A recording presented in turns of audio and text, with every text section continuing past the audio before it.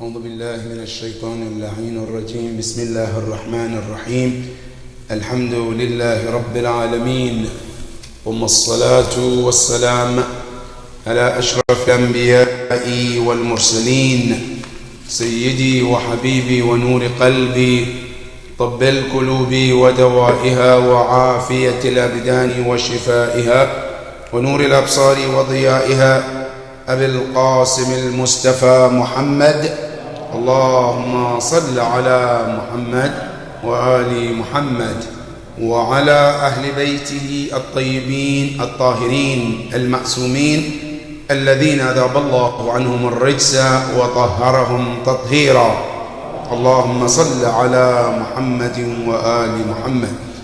أما بعد، فقد قال الله سبحانه وتعالى في محكم تنزيله: بسم الله الرحمن الرحيم. إن عدة الشهور عند الله 12 شهرا في كتاب الله يوم خلق السماوات والأرض منها 4 حرم، ذلك الدين القيم فلا تظلموا فيهن أنفسكم وقاتلوا المشركين كافة كما يقاتلونكم كافة واعلموا أن الله مع المتقين. صدق الله العلي العظيم. اللهم صل على محمد وآل محمد. عباد الله، أوصيكم ونفسي بتقوى الله. My dear brothers and dear sisters, Assalamu alaikum wa rahmatullahi ta'ala wa barakatuh. Part of our Friday responsibility and Friday duty is to remind one another about taqwa Allah, fear of Allah. It is mentioned in narration from our 6th Imam, Al-Imam Ja'far al-Sadiq alayhi salam, Allahumma salli ala Muhammad wa ali, where he was explaining the importance of taqwa. And he said, Al-qalilul amal, a little action that one can do. Doesn't matter how little it could be. Ma'at taqwa. But along with fear of Allah. No, here's some example. I give a sadaqah, but the sadaqah is 50 cents. 50 cents. With taqwa, is much better in the sight of Allah than to give thousands of dollars without taqwa. Now, just to elaborate about this, it is mentioned that our 12th Imam, Al-Imam Sahib Al-Asr wal-Zaman, Allahumma salli ala Muhammad, during the time that he has nuwab, representatives, Imam meets with them from time to time. When people have questions, they come to the Na'ib, they talk to him, they leave their question. Imam comes, takes the questions, answer them, and then the Na'ib gives back to the person. And not only this, also they collect khums from people. Now, one day Imam came, and there were so many khums people gave. Some of them are very large amount. Some of them are very little amount. When the 12th Imam came, the Na'ib presented all the khums to him. Imam alayhi salam picked one of the lowest amount a lady gave. A woman gave that khums, and it's like nothing compared to then today, maybe like $5, $10. Imam took this and left the rest. Then the Na'ib asked, okay, what about this? It's a huge amount. It's like millions of dollars. He said, no, I don't want any of this. Why? He said, this little amount of this woman has much taqwa than the rest of this. Imam rejected all of this money because it doesn't have taqwa. Not only Imam, you come to the Quran, Allah tells the Hujjaj, Hajis, When we are in Hajj, Allah tells us, He said, listen careful. You left your country. You spent so much money. You came to that part of the world. You slaughtered animals. Allah said, all of this doesn't matter to me. لَنْ يَنَالَ اللَّهُ لُحُومَهَا وَلَا دِمَاؤُهَا. Allah said, this blood that you sacrifice, camels, cows, Allah said, doesn't reach to me. But there is one thing that reached me, which is more important. وَلَكِنْ يَنَالُهُ التَّقْوَى مِنْكُمْ. The taqwa that you carry in your heart in this a'mal, that is what reaches to Allah subhanahu wa ta'ala. That is what is important. That in every a'mal we do, whether be salat, whether be sadaqah, whether be reading Quran, whether be reading ziyarah, whether anything that we do, the most important is, brothers and sisters, is let it be just for the pleasure of Allah. Let it be for the sake of Allah. Let it be based on taqwa. Otherwise, anything you do or I do, if it doesn't have taqwa, it's doomed to fail. And that is one of the importance of taqwa. And we pray to Allah to help us to develop taqwa in every action, Ya Rabbal Alameen. From the smallest deed to the greatest deed of our actions, Ya Allah, let it all be just for your pleasure, Ya Rabbal Alameen. My dear brothers and sisters, as you know, we are blessed to live to see another year, to see another month called the month of Rajab. Why am I saying we are blessed? You look your surroundings, your arounds, in your families, in your neighborhood, in your center, in your community. There were many people who were here last year. They did Rajab with us. But this year, they're not with us. But you and I are still breathing. We're still here. That is something we need to say to Allah. Thank you, Ya Rabbi. Living to see another month of Rajab is another blessing of Allah that deserve appreciation from Allah. That is number one. Number two, since Allah subhanahu wa ta'ala has blessed us with this month, it is important to take advantage of it. And that is what our khutbah will be today, regarding the blessed month of Rajab and how to take advantage of this month. Why is it so important to take advantage of it? Because nobody knows, I don't know at least, if I will live to see another Rajab. Nobody has a guarantee. As we speak, today, this month, nobody even knows if we will live to see the end of Rajab. Nobody even knows. Today as we speak, and this afternoon, by the Maghrib, if we're going to live to Maghrib. Only Allah knows that. But if Allah bless you to see the month like this month, it's a time to take advantage of it as much as you can. And that is what we want to emphasize about it. Now, this Rajab, as we talk about, is a holy month. It's not just from the ahadith of Ahlul Bayt alayhi salam, also it's in the Quran too. Where? In Surah At-Tawbah, verse 36, where Allah talks about some of the sacred month that He, Allah, chose. Where the Quran says, Inna iddat al-shuhur inda Allahi ithna ashara shahra. Allah subhanahu wa ta'ala says, indeed, there are 12 months that Allah created throughout the year. Now we know Gregorian calendar is 12 months, Islamic calendar 12 months, Chinese calendar 12 months, Iranian calendar 12 months, all of them. Allah said that is how we created it, to be 12.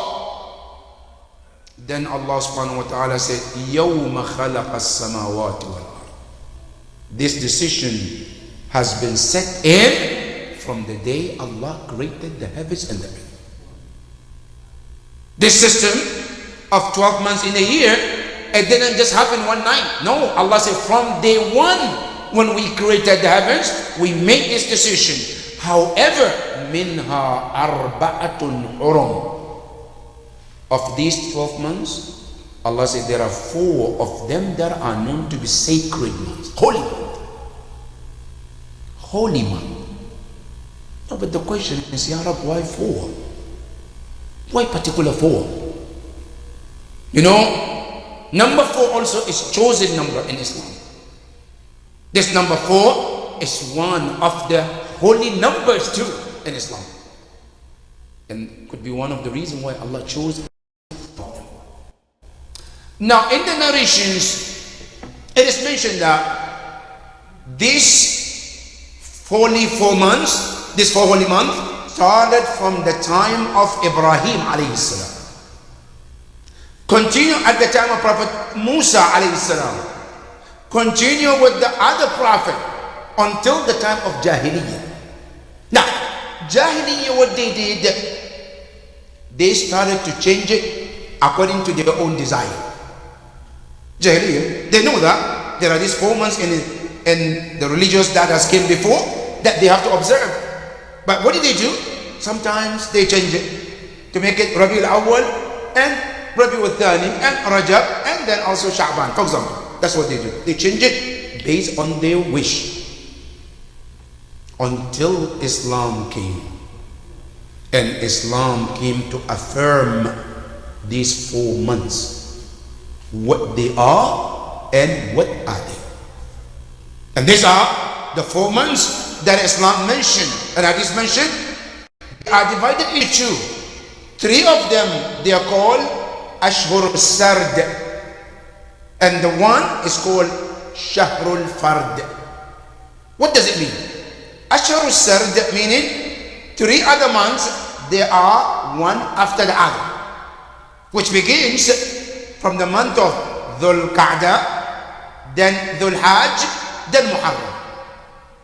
That's what they call Ashhur Sard. They're together. Then after Muharram, you go all the way to Rajab to be the 4th one. So that's called Shahrul Fard, because Rajab is just by itself.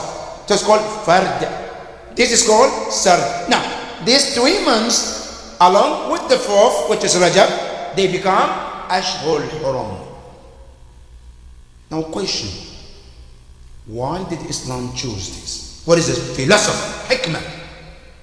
It is mentioned that one of the wisdom why Allah chose these 4 months to be sacred month, one of them is to stop one bad Arab culture, which is Jahiliyyah culture. Now, what was it? You know, one of the bad culture that was there before Islam was the culture of fighting and war. And those times, they used to fight throughout the year. From first month of the year till the end of the year, non-stop. Allah subhanahu wa ta'ala want to stop this action, this war. So at the time of Ibrahim, Allah chose 4 months to be Ashhurul Hurum. That when those months comes, they stop fighting. They pause. They take a break. Now when those months are over, they start again. So at least throughout the year, there are 4 months that they have to pause without fighting. And that was one of the philosophy of this month. That's what's called Waqful Qital. That's when you read the ayah, Allah subhanahu wa ta'ala says, وَقَاتِلُ الْمُشْرِكِينَ كَافَةً. Because in Islam, there are certain time we are discouraged to fight. You know, fighting in general is discouraged, by the way, right? But if it becomes necessary, Islam said this time of the year should not be the time to fight. One of them, Rajab, and Dhul Qa'dah and Dhul Hajj and Muharram. And this is why our Imam, our 8th Imam, Imam Ali ibn Musa Rida alayhi salam, sallallahu alayhi, when he talks about Muharram, he always cursed Bani Umayyah even more. He said, not only they killed Imam Hussein in such a way, they also did not honor the sanctity of the month of Muharram. Because even the Arab in Jahiliyyah, they have no religion, mushrikeen. But when the month of Muharram comes, they pose out of respect for that one. But they killed Imam Hussein in that moment. That is what makes it more significant. This shahada of Imam Hussein alayhi salam. Now, so these people, Allah subhanahu wa ta'ala wanted them to stop this fight. That is one of the philosophy why Allah made this month Ashhur al-Hurum. That is number one. Number two, Allah subhanahu wa ta'ala chose these 4 months to be Ashhur al-Hurum also to be the month that one can start to reflect and evaluate themselves. And the first month to do so is the month of Rajab. And that is what we want to discuss this afternoon about what to do, and what to expect from us as Muslims during the month of Rajab. Number one, my dear brothers and sisters, this month of Rajab, Allah subhanahu wa ta'ala has given us as a way to start our preparation to get closer to Allah. Month of Rajab is called Shahr al-Taqarrub ila Allah, the month that one should seek nearness to Allah subhanahu wa ta'ala, and self-building too. So if this month comes and goes and you and I did not build ourselves in this month, then we have lost. Why? Because here's the thing. The Prophet sallallahu alayhi wa sallam tells us, Allahumma salli ala Muhammad. He said, Man tasawa yawma fahuwa maghbun. Don't let your yesterday and today to be equal. If just yesterday and today, now what about if your week is equal? Now, what about if your months are equal? So, if you are blessed to live another year and see Rajab, Rajab is the time that we should take advantage to build ourselves and create that closeness to Allah subhanahu wa ta'ala. That is number one about this month. Number two, this month is the month of self-purification. Why this is important, brothers and sisters? See, if somebody comes and gives invitation and they tell you we have a wedding, for example, in June, and you know that person, that ceremony is very important to you. When do you start preparing? The day of the wedding or before the wedding? Before, right? You go look for the suit that you want to wear, the shoe that you want to wear, the gift you want to give to the family. You start preparation before the date. Now, Allah has invited all mu'mineen to the table of Ramadan. And Ramadan is before, comes after Rajab and Sha'ban. So, Rajab and Sha'ban are the month that you and I should start our preparation. So that by the time Ramadan comes, we are ready to be the guest of Allah in that month. And that is why this month of Rajab is very important, because it's the month of purifying ourselves, getting ready for the month of invitation of Allah subhanahu wa ta'ala. Because yes, that is sometimes we think, oh, I can do it in the month of Ramadan. No, you cannot. Even if you can, in the month of Ramadan, it's not going to be as good as if you start from now. So don't wait and say, oh, I'll do everything in the month of Ramadan. One, not only Ahlul Bayt didn't recommend that. Number two, who guarantee you that you're going to live to see Ramadan anyway?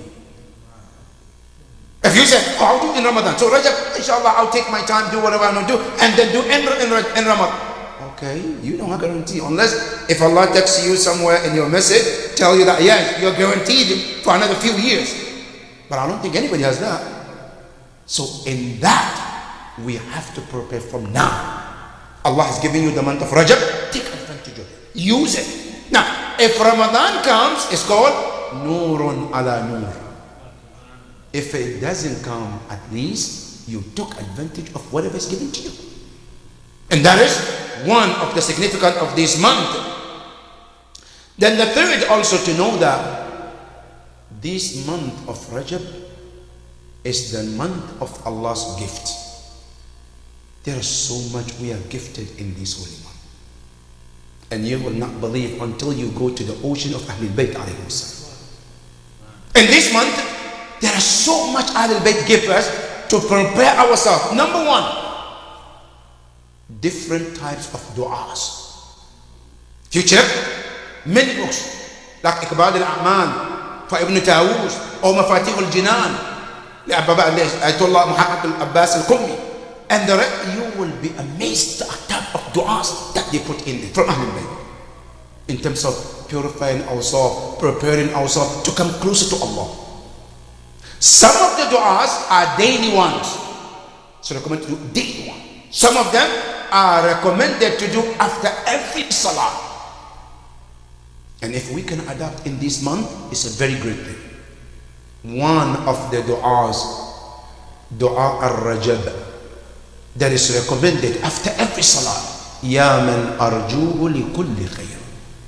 This dua is amazing. It's called dua jama. It contains many things.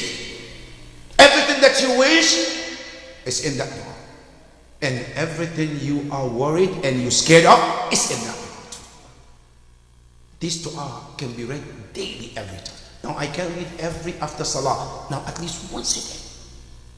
That is one of the gift of Ahlul Bayt alayhim salam. The second gift of Ahlul Bayt alayhim salam, they say this month is the month of istighfar. As much as one can do istighfar, it's highly recommended. And part of the istighfar that Ahlul Bayt recommended is astaghfirullah wa as'aluhu at-tawbah. It's the short one. Astaghfirullah, I seek forgiveness from Allah and I ask Him repentance. This is highly recommended by Ahlul Bayt in the month of Rajab. And they say when a person read this, the month of Rajab will not come to an end unless your sins are all forgiven. Now who wouldn't like to be forgiven? The only thing you need, I need, is this dua. Astaghfirullah wa as'aluhu at-tawbah. 100 times, 70 times, as much as you can in the month of Rajab. That is number two of the things that Ahlul Bayt gave us. Number three is also recommended ziyarat of Imam Hussein in this month. Sallallahu alaihi wasallam. The ziyarat of Imam Hussein is recommended all the time. All the time. But sometimes are more crucial than the others. The same thing. Salat is important. Every time. Nawafil you can do as much as you can. But certain times are more than the others. Dua is important. You can do dua anytime. But certain times are more important than the others. Ziyarah of Imam Hussein is the same. You can do ziyarah anytime, anywhere. But in the month of Rajab, the thawab is different. When you make a moment, whether it be at night or daily, you read dua or ziyarah of Imam Hussein, the thawab is amazing from Ahlul Bayt alayhim salam. And that is one of the things that Ahlul Bayt gave us in this month. Another thing they recommended also is to do i'tikaf in this month. I'tikaf can be done anytime. But there are few times that are recommended specifically if one can. Number one, in the month of Rajab, i'tikaf is highly recommended. And what is i'tikaf? I'tikaf means to isolate yourself in the masjid for the just purpose of worship. You take a place in the masjid and you sit there just to for the act of worship for 3 days or 10 days. The least is 3 days, but you can go up to 10 days. So one of the recommendations to do this is in the month of Rajab. The second month that is recommended throughout the year is in the month of Ramadan, especially the last 10 days of Ramadan. And by the way, for those who can, this i'tikaf is one of the best way to get your wishes given by Allah subhanahu wa ta'ala. It is mentioned that any person who does i'tikaf, whether in the month of Rajab or in the month of Ramadan, you will not leave the masjid without your wishes is being granted, unless if you ask something halal. But if something halal you ask, you will not leave the masjid after 3 days or 10 days of i'tikaf without getting your need. That is the significance of this month. Now I cannot do i'tikaf, I cannot do this, but there are few things I can do. The fourth things Ahlul Bayt recommended in this month is kathratu siyam. Fast as much as you can in this month. And you know, one of the things, for those of us, mashallah, Ramadan is so difficult, this is your time to start exercise. For those of us, it's very hard in the month of Ramadan to fast. Now, you can start from this time, slowly, Ramadan, before Ramadan, Rajab, you do some few, and then Sha'ban, then Ramadan comes, at least it becomes easy. Now, even if it's easier for you, in this month, it's highly recommended.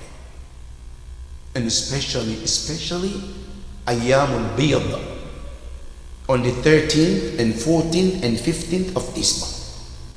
Now, if you cannot do, it is recommended at least by the end, especially even if you cannot do just one day. If you want to pick one day, the recommendation is 27th of Rajab. 27th of Rajab is one of the special day Ahlul Bayt recommended. If let's say I cannot fast, I just want one day to fast, pick 27th of Rajab. Because that day is a special day. This month contains so much. So much. One of them is the birth of Imam Amir al-Mu'mineen Salamullahi alayhi.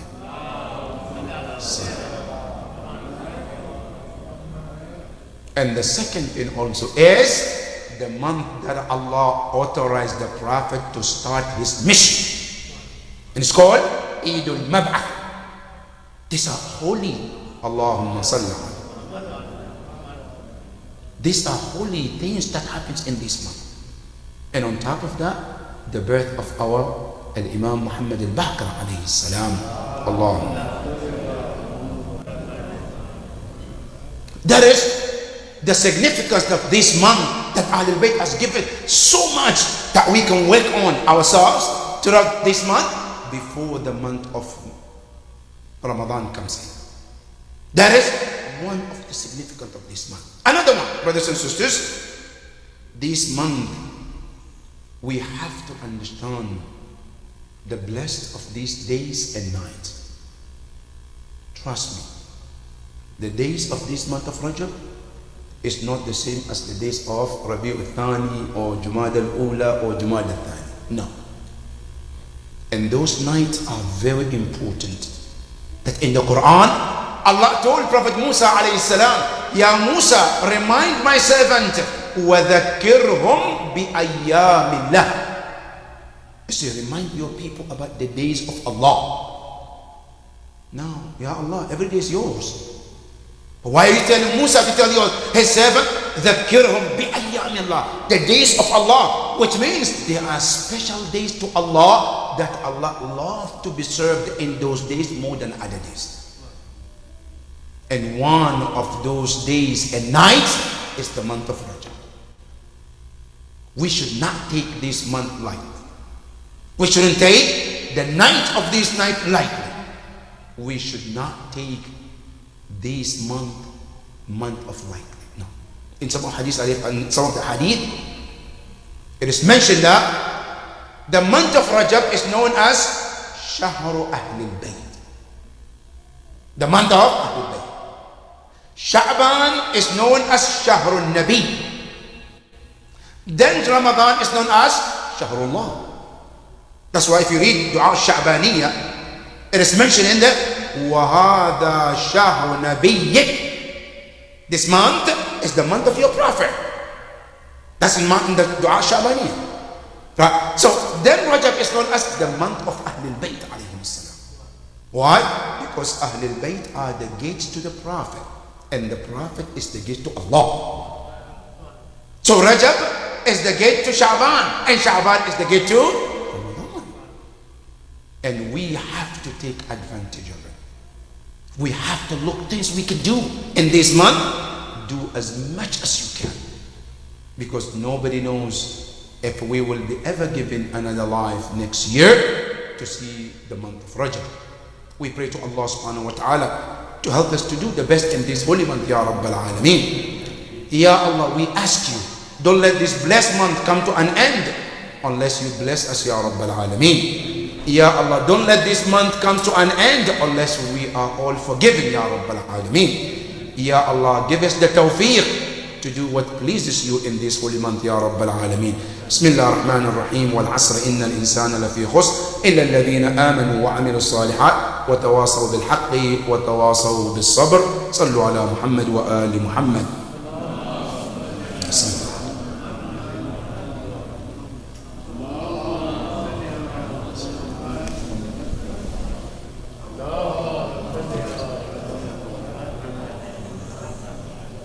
بسم الله الرحمن الرحيم. الحمد لله رب العالمين، ثم الصلاة والسلام على أشرف الأنبياء والمرسلين، حبيبي وحبيب إله العالمين أبي القاسم المصطفى محمد. اللهم صل على محمد وآل محمد وعلى أهل بيته الطيبين الطاهرين، لا سيما آخرهم قائم أهل بيت محمد المهدي المنتظر، روحي وأرواح العالمين لتربة مقدمه الفداء. اللهم بهم نتولى ومن أعدائهم نتبرأ إلى قيام يوم الدين. اللهم صل على محمد وآل محمد وعجل فرجهم. My dear brothers and sisters, there are so many incidents in this past week. The first is a happy occasion, which is the birth of our Imam Muhammad al-Baqir alayhi salam. Salli ala Muhammad wa ali Muhammad. Imam Muhammad al-Baqir alayhi salam is known as he was born on the first day of Rajab. That is how great this Imam was blessed to be born in the first holy month. And not only that, he was born also in the holy city, which is Medina, and also born by the holiest parents of the time, Al-Imam Zayn al-Abidin. And not only that, this great Imam, he only lived 57 years. 57 years Imam Muhammad al-Baqir lived. But these 57 years of his life was filled with so much more than you can even think of. One of them is spending and teaching and educating people. One of the significance of Imam was to educate people. You know why? Because one of the things Bani Umayyah did, see, there is something called al-jahl and there is tajheel. It's different between the two of them. Now, al-jahl means ignorant. Ignorant, somebody can be ignorant because they don't have somebody to teach them. Now, tajheel is different, meaning purposely make them ignorant. Bani Umayyah, one of the things they did is purposely to keep people ignorant, because they know if the people become knowledgeable, known, have knowledge, they will question things they do, and they don't want them. So they kept people completely isolated from learning and education. So Imam Muhammad al-Baqir alayhi salam, after his father Imam Zayn al-Abidin, who started it through dua and teaching people through dua, then after his father Imam Muhammad al-Baqir started physically teaching and educating people. And then his son also, Imam Ja'far al-Sadiq, came and expanded it. Allahumma salli. So today when we talk about Imam Ja'far al-Sadiq has established this university in Medina, yes he did, but there is somebody who started it and he expanded it. And one of those who started was Imam Muhammad al-Baqir alayhi salam. Salli ala Muhammad. And in that university of Imam Muhammad al-Baqir, he has given so many people. One of them is called Aban ibn Taghlib. Aban ibn Taghlib was known as one of the great companions, very pious. And he was one of the students of Imam Muhammad al-Baqir. Peace be upon all of them. On the day they were born, and may Allah give us the tawfiq to be the true followers of Imam alayhi salam.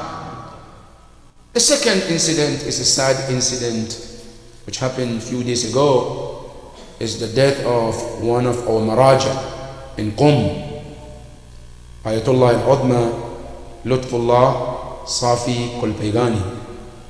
It's one of the very, very grand scholars of Qum that has served Islam and Ahl al-Bayt and Hawza al-Ilmiya for many years. His books are so amazing. His speeches, unbelievable. A few days ago, we lost him. And the hadith of the Prophet says, إِذَا مَاتَ الْعَالِمُ, when a scholar dies. And when we say scholar, like Imam Ali Najib Balagha defines scholar. He said there are two types of scholar. One is Hafidhul Mustalahat, memorize terms. You know, you ask him, he can tell you 1 + 1 is 2, 2 + 2 is 4. He memorized that. Imam said that's not alim. Al-alim is the person whose words and action are equal. Al-alim, al-amilu bi'ilm, who practice what he preaches. That is the alim. And this Lutfullah was one of them. He was very strong, outspoken. Peace be upon him. On the day he died. And I will humbly request Surah Al-Fatiha for his departed soul, and along with our Maraja and grand scholars who pass away. May Allah subhanahu wa ta'ala bless their souls and unite them with Ahlul Bayt alayhim as-salam. Surah Al-Mubarakat Al-Fatiha. Bismillah ar-Rahman ar-Rahim. الرحمن الرحيم مالك يوم الدين إياك نعبد وإياك نستعين اهدنا الصراط المستقيم صراط الذين أنعمت عليهم غير المغضوب عليهم ولا الضالين بسم الله الرحمن الرحيم قل هو الله أحد الله الصمد لم يلد ولم يولد ولم يكن له كفوا أحد بسم الله الرحمن الرحيم قل هو الله أحد الله الصمد لم يلد ولم يولد ولم يكن له كفوا أحد بسم الله الرحمن الرحيم قل هو الله أحد الله الصمد لم يلد ولم يولد ولم يكن له كفوا أحد صلوا على محمد وآل محمد. And the third incident also is another sad incident which is happening in Saudi Arabia. You know, one of the great scholars in Medina, known as Sheikh Qadim al-Amri. His father was one of the great scholars who happened to be in Medina, and his services in Medina was amazing. Now Saudi government, the father Sheikh al-Amri, he passed away years ago. Now his son Sheikh Qadim, which I met him a few times whenever we go to Medina, he was taken to custody. For whatever reason, they didn't mention. He was at home, he came and picked him up and locked him up. Why? There is no reason, no excuse. No, he did AP, no, nothing. They just took him and put him in prison. And not just him, there are other scholars too, who are behind the bars, and so many young Shias. Some of them because they read Nohas. Some of them because they are scholars. They've been put in behind bars in Saudi prisons. This is what is happening in Saudi Arabia. People are here talking about human right. Not only they're talking about animal right. Now in Saudi Arabia, there is no right for anybody. You cannot practice your aqidah freely as a Shia. You cannot even speak as a human being. You cannot even speak your mind. That is the custom in Saudi Arabia. Please remember Sheikh Qadim in your dua. May Allah subhanahu wa ta'ala Help him to be freed among these people, Ya Rabbal Alameen. Ya Allah, those who have been put in prison unjustly, this young, a few days ago they sent me a video of two young men, teenagers at their 1920s, who are in Saudi prison. A mother sent it, asking people dua. These two young children, they were put in prison and they want to execute them because they didn't know her. Because they didn't know her. That is what Saudi Arabia does to its own people, its own citizens. And the world is quiet, doing nothing. How long would this kind of injustice is happening? And at the same time, we see how Saudi government is doing all kind of haram in public, and still nobody says anything. Ya Allah, we ask you, help our brothers in Saudi Arabia, Ya Rabbal Alameen. Ya Allah, free those who have been put behind the bars unjustly, Ya Rabbal Alameen, and protect them, Ya Rabbal Alameen. The other thing, my dear brothers and sisters, is to also use this opportunity to thank this community. Wallahi, this community is great. And I'm not saying because I'm standing here. I see things. And trust me, if this community is wrong, I'll tell you wrong too. Because I'm not here to serve individuals. And I'm not here to tell you what you want to hear. I'm here to tell you what the truth is. As I see it, and as it is. If this community is making some mistake, I have responsibility to tell them. And if I don't, I will be responsible in front of Allah first before anybody else. And when I see something good, positive, it is my job to also speak about it. Imam Ali alayhi salam tells us in Nahj al-Balagha, he said, وَلَا يَكُونَنَّ الْمُحْسِنُ وَالْمُسِيءُ عِنْدَكَ بِمَنْزِلَةِ سَوَاءٍ. Don't make a bad and good person equal. Which means, when somebody does good, appreciate them. And the reason I'm saying this, last week we were here. We asked donations to bury our brother, Imam Muhammad. And I was amazed how much you, community, came up. In a matter of hours, we were able to raise this amount and bury this brother without the family having to worry about a penny.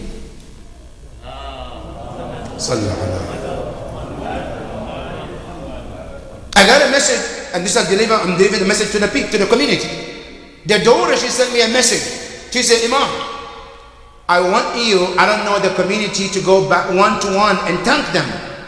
But I want you to say my voice to the community. That whatever they have done for my father, they say, I'm indebted to them for the rest of my life. I cannot pay them, but I will pray for each and every one of this community for whatever you have done for my father. This is the message.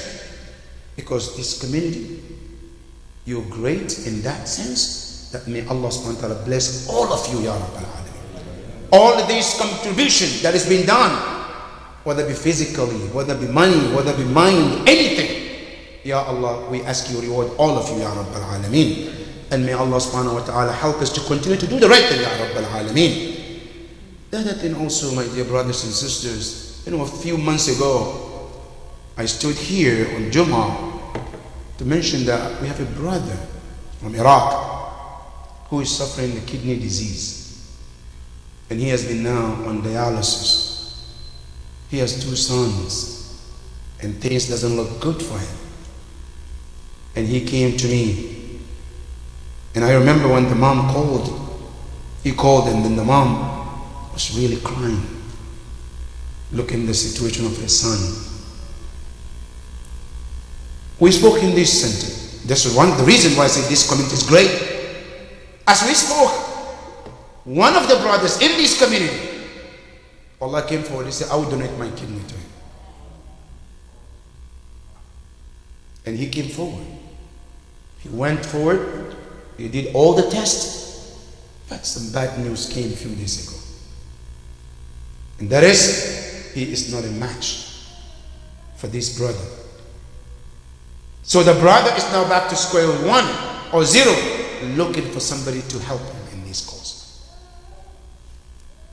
And then I was there too, 2 days ago. Another sister called, I don't know who she is, and she told me also that another sister also is suffering even worse than this.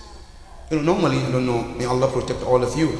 Most of the time, people who have kidney disease, they go through dialysis. And dialysis mostly is between 4 hours. You have to be hooked up with machine to clean the blood and all of that. But this sister, I forgot what kind of disease she got in her kidney, but she has to be hooked up 14 hours. 14 hours she has to be hooked up with the machine. And by the time she gets off, she is tired. She doesn't have any energy to do anything. She just goes to sleep. Then she wakes up, then to go back to the same thing. That is their life. That is their life. And she too also is asking if there is anybody out there who's willing to help. Ya Allah, we ask you, help these people, Ya Rabbil Alameen. Ya Allah, make it easy for all of us, Ya Rabbil Alameen. And I'd like to take this opportunity to thank this brother who came forward and did all of this. And the brother is nobody but Brother Shakir. He was the one who came forward. May Allah be pleased with this effort, and may Allah reward you. Even though it didn't work, but still you get your reward. For coming forward, that itself is enough. And may Allah subhanahu wa ta'ala help these brothers and sisters who are going through a difficult time. May Allah make it easy for them, Ya Rabbil Alameen. The last, not the least, we are blessed to have a few of our brothers from Afghanistan who are joining us today in Salat al-Jum'ah. And we have been seeing our brothers from Afghanistan who have been joining us, and we would like on behalf of this community to welcome you to this center and make and tell you that this is your center. This is your community. This is your brothers and sisters. And please, anytime, feel free to make sure that you come, and we will always be glad to be your friends and help us in any capacity that we can. And really, seeing you is the joy of our heart, and we pray to Allah subhanahu wa ta'ala to help our brothers who are here in Mosul and Afghanistan and make life easy for all of them, Ya Rabbil Alameen. Bismillah ar-Rahman ar-Rahim. إنا أعطيناك الكوثر فصل لربك وانحر إن شانئك هو الأبتر صلوا على محمد وآل محمد